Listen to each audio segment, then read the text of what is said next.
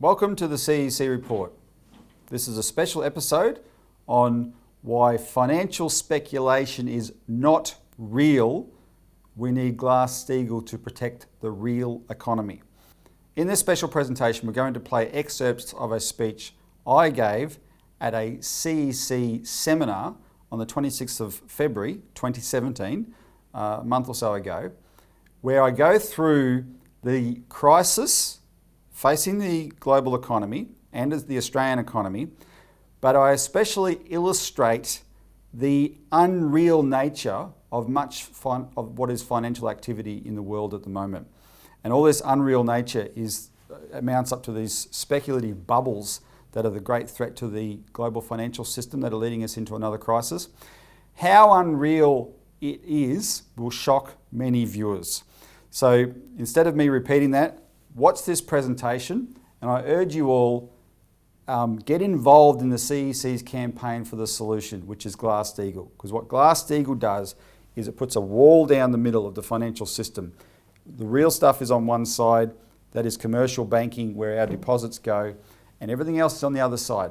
And that unreal stuff no longer has any government protection. And without government protection, it will wither and die. Right? And it's very important because at the moment it's a parasitical force on the economy that just sucks real wealth out of it and impoverishes everybody. So with that, watch this presentation on why most financial speculation is unreal and we need Glass-Steagall to protect the real economy. This is one way of putting it, the Hamilton principle.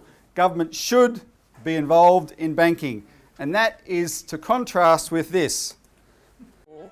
And if there have been any lessons learned, Mr. Speaker, over the last 30 years in Australia, it is the government should not be involved in banking.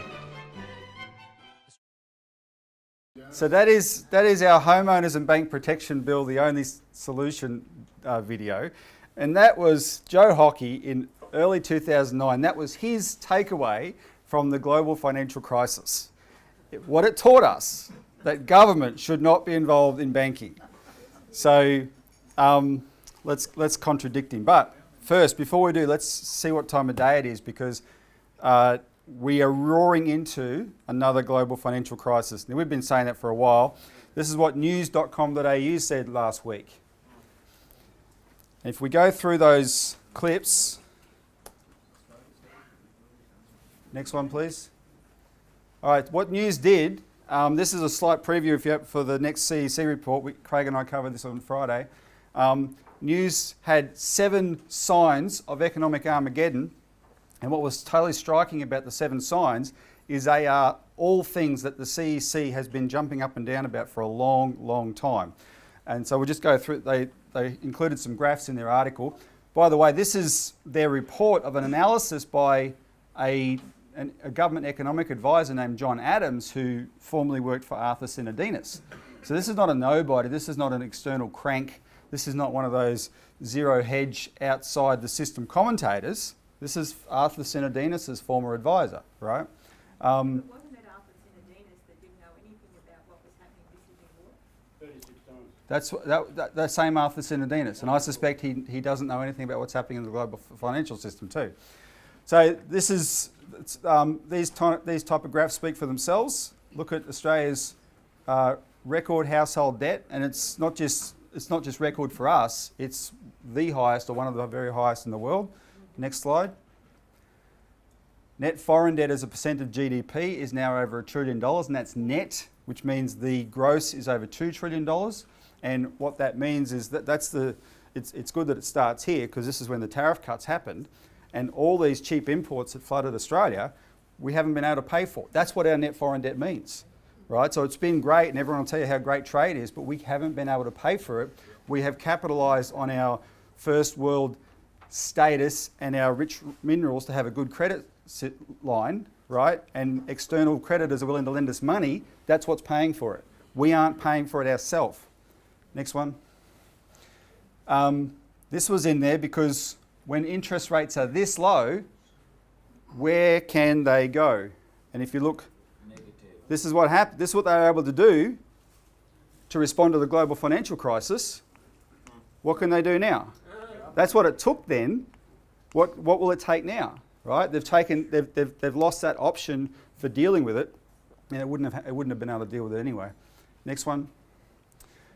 This is, I had to confess, is an aspect of this picture that I hadn't quite thought of, as an angle I hadn't looked at. We've been yelling about the property bubble. What this graph shows is just how much credit has gone into the property bubble as a percent of GDP. And looking around the audience here now, I would wager a bunch of you were homeowners in 1991, right? When, yes, interest rates were high, but house prices were much, much smaller, and it was easier to get a house in Australia, right?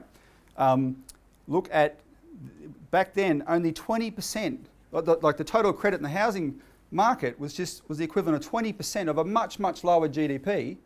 Now it's 90% of a much, much higher GDP. This is bonkers, right? That's the bubble. There's no supply and demand here in this housing bubble. That's the bubble. Banks have been allowed to plough money into it. Where are we? Okay, so these are predicates for Australia, and then the article went on. They didn't provide graphs for this, but the article went on to talk about the global situation, including the global derivatives crisis. And for a news.com.au, the most mainstream of all mainstream tabloid publications in Australia, to devote space to the serious issue of derivatives and the international crisis and how that's a threat to us was quite stunning. So that's some Australian predicates. Let's look at Europe. Here you have, this is the current situation in the UK. The only thing I'm not going to try and explain this graph. The only thing to explain is this bit. Those mean that these banks have failed Bank of England stress tests, right? And the stress tests were framed on similar circumstances to 2008. Now, there's an epistemological flaw there, because what they're saying is, if we go through something similar, how will our banks fare? Well, they failed if it's something similar. But it's never something similar, right? You can't, if banks knew what was going to crash them next, they wouldn't be doing it. You can't actually stress test the future.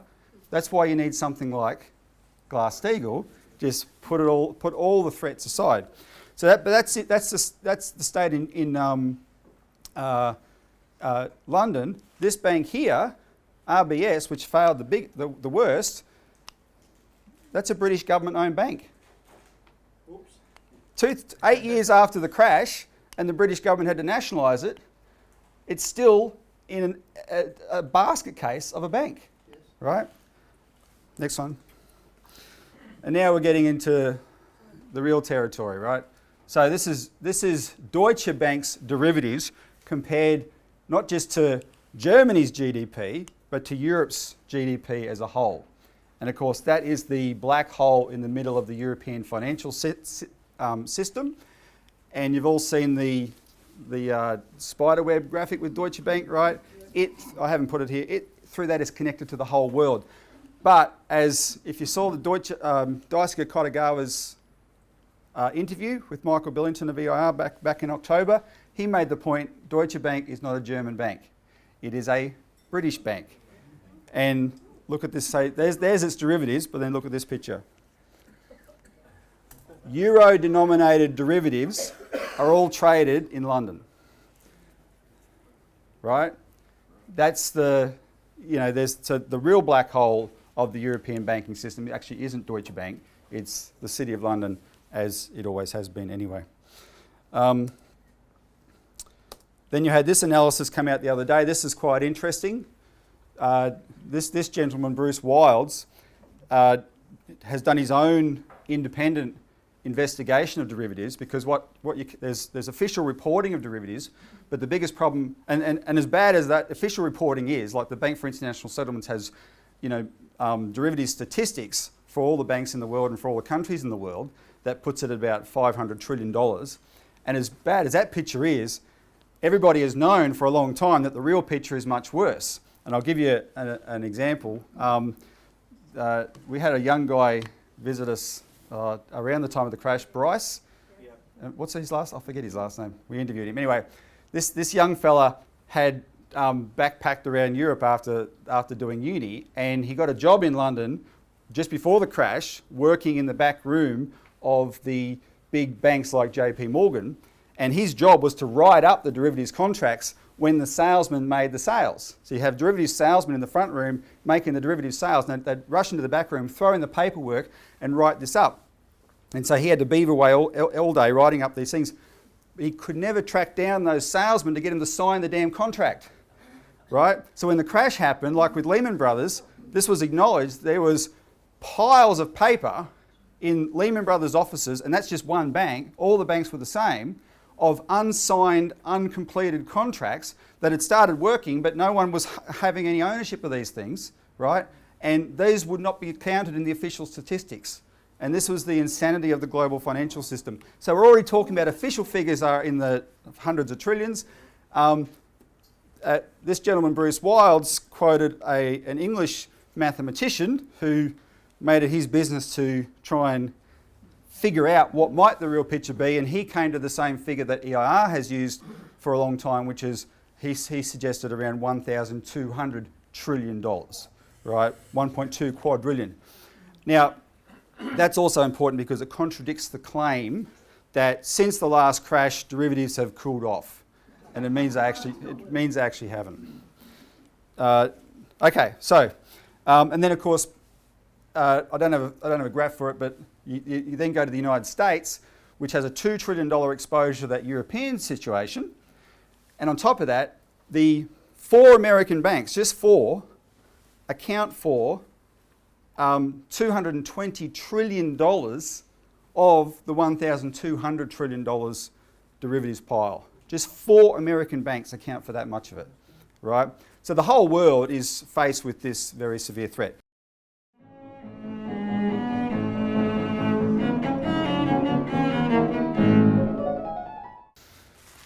So bear with me here. I got the book here. This guy, what's really good about this book by Frank Partnoy is he wrote this in 1997. And when I read this book a few years ago, I thought, why weren't they all rounded up and arrested then? There's enough stuff in this book, right? Where he's got the guy who, John Mack, who was on Hillary Clinton's fundraising committee for a campaign this year, is in this book in 1994, telling his Morgan Stanley traders, there's blood in the water, let's go rip somebody's face off. That's how they talk. They sent their traders out to skirmish, what do you call it? Skeet shooting and stuff, but also paintball things, right? And the chief trader in the floor was not a mathematics whiz or something like that. It was an ex-army guy who was made the chief trader because he was so verbally violent to his staff, right? He gave them a killer instinct so that they did not, because what does rip your face off mean? Rip your face off means selling something to a client that you know is going to make them a loss, but not care about it. And when it does make them a loss and they complain, you actually cheer, yeah, I'll rip his bloody face off. This is all documented. He got out of it before 1997 because he thought if he stayed in, he'd be going to jail, right? He wrote this book in 1997 and nothing was done, and eventually all escalated till 2008. Someone actually advised his former employer to buy up every copy of it. Well, he's become much more interesting since 2008, that's for sure. So here's 2 derivatives that he explains, right? Because that's actually another thing. It is worth knowing. It's easier to explain derivatives as in metaphors, right? Gamblers' side bets, because that's what they are. It's not even that. We'll use some examples later, but it's not even the initial bet. It's the side bet on the bet. That is what derivatives are. And when you're organising around, that's all you want. But if you want to know, if you want to prove to yourself that's what they are, you can read a book like this because he wrote it for the public. He explains in painstaking detail and he simplifies it, how these derivatives actually work. And I want to give you 2 examples. So the first one is called PEARLS. Principal Exchange Rate Linked Security. And they invented this derivative so that it looked like a bond. so they could sell it to these people I said before, the insurance fund managers, because they were only allowed to buy bonds. So they sold them a thing that looked like a bond. Now a bond has a set term, right? 5 years, 10 years. And when it matures, so you get an interest payment, and when it matures, you get your principal back. That's a bond, right? It's not unlike like a normal loan, which is amortized and whatever, you know, so you pay it, the principal and capital over time. Bond is principal and capital separate, and interest separate, and you get the principal back at the end. So it looked like a bond, and these guys could buy it. Now, insurance fund managers were forbidden in those days from speculating on foreign exchange. But some of them wanted to, because they're Wall Street, they were trained as Wall Street predators too, and they never met a rule they haven't wanted to get around, right? So these investment banks invented a bond that looked like a bond. It had an set interest payment, and it was a high interest payment. And for an insurance fund manager, it's like, whoa, government bond 4%, I can get 7%? That's great, I'll get a bigger bonus this year. But the principal repayment at the end was not a straight repayment. It was tied to the fluctuations in 3 currencies, a formula, right, that worked out that they had a formula in there, and it was based on where those 3 currencies were in relation to each other. There was a chance that you got your principal back and a little bit more. And of course that chance was talked up. There was a far greater chance that you got far less than your principal back and even none at all. So, such is the nature of currency markets. Right? They can fluctuate wildly. And they sold billions of dollars of these things. And the essence is one thing: fraud. Here's the rule, we're going to invent something to get around the rule. And does it matter to the investment bank salesman that they're selling something so dangerous? No. Does it even matter to the insurance fund manager? Not really, because it's not his money. It matters to, he might keep his job or not keep his job. More kept their jobs than should have. But at the end of the day, it's not his money, right? And that's the type of thing that this industry, this sector of the financial system feeds on. And people have written books called, like John Kay wrote, Other People's Money, to capture the mentality that goes on here. And it's all our money. The second one is called the MX missile, which we've explained in CEC reports. And it was called the MX missile because when they, at the top, you know, this was in the early 90s, the Reagan administration had unveiled this massive weapon, the MX missile. So this related to them, Morgan Stanley being able to help Japanese banks hide their losses. A lot of Japanese banks made big losses on Barings Bank when it collapsed. And of course, for the Japanese, you know, honour is everything, right? And the collapse of Barings came through just before the end of the financial year in Japan. And these banks had been making a profit. Barings collapsed. They'd all speculated on it. Were all you know, facing huge losses. To save face, Morgan Stanley came along and invented a derivative for them that could help them hide that loss. And he explains it as the pot of gold, right? The $100 pot of gold. But the actual gist, I'll use the gold analogy, but they're talking about mortgage-backed, they actually use mortgage-backed securities in this pot of gold because of this quality of mortgage-backed securities where you can slice and dice them, right, and move them around. So imagine you've got a $100 pot of gold. You've paid $100 for this thing. Half of the gold, though, is real, and it's worth $90. Half of it is fool's gold, and it's worth $10, right?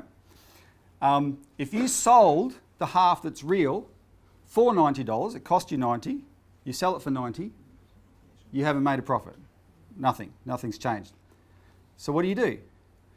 You revalue both halves on your book as an average.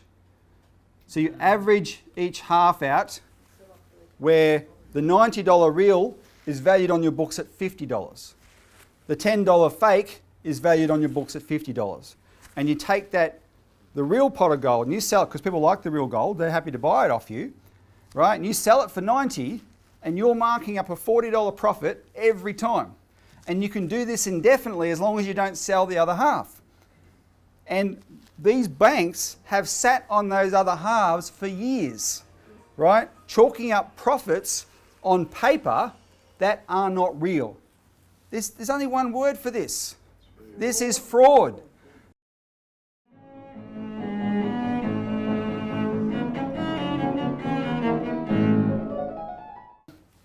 Okay, if you saw The Big Short, you've seen this example. This is synthetic collateralized debt obligations. Well, here's Dr. Richard Thaler, father of behavioral economics, and Selena Gomez to explain. Okay, so here's how a synthetic CDO works. Let's say I bet 10 million on a blackjack hand. 10 million because this hand is meant to represent a single mortgage bond. Okay, Selena has a pretty good hand here, showing 18, dealer showing 7. That's a really good hand for Selena. Good odds. In fact, her chances of winning this hand are 87%. So, my odds are good. I'm on a winning streak. Everybody in this place wants to get in on the action. How could I lose, right? Now, this is a classic error. In basketball, it's called the hot hand fallacy. A player makes a bunch of shots in a row. People are sure they're going to make the next one. People think whatever's happening now is going to continue to happen into the future. During the real estate boom, markets were going up and up, and people thought they would never go down. So people who are watching and think that I won't lose will make a side bet. Now this is the first synthetic CDO. I love Selena Gomez. Bet you 50 million she wins, and I'll give you a 3-to-1 odds. 3-to-1 odds? Okay, I'll take that bet. Now, somebody else is going to want to make a bet on the outcome of their Bet you bet. 50 million she wins. That will lead to synthetic CDO number 2. Hey, I bet you 200 million that lady in the glasses wins that bet. She probably will win, so I want a great payoff. About 20-1. Deal. And this will go on with more and more synthetic CDOs. And we can transform an original $10 million investment into billions of dollars. You okay? No. I actually feel pretty sick.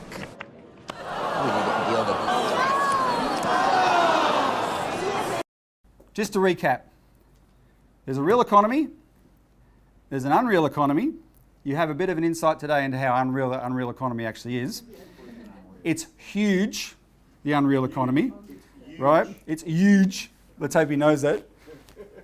Jeff was wrong yesterday when he said he thought he was here in 2002. He was here in 2000. And I remember the conference he attended, LaRouche had just given a speech called "Have You Ever Seen an Earthen Dam Crumble?" And LaRouche described the financial system then, in 2002, as like a great big skyscraper. We played this in Perth for the CLA launch. Great big skyscraper where all this stuff is happening, and down in the very bottom basement level of the skyscraper, there's a little guy with a hammer and an anvil tapping away, and that's the sum total of the global physical economy, right? Keeping everything above it going, and that really is the situation. So if you're going to reverse that, the only agency that can do it is government. The first thing to do is cut off the parasite. And what's that policy called? Glass-Steagall. The second thing to do is get the credit going back into what's going to make things work again, and that's what national banking is. That's the Hamilton principle, right? It's not rocket science. Don't complicate it. But if people want to defend the financial system, rub their nose in it. All right, we'll end it there.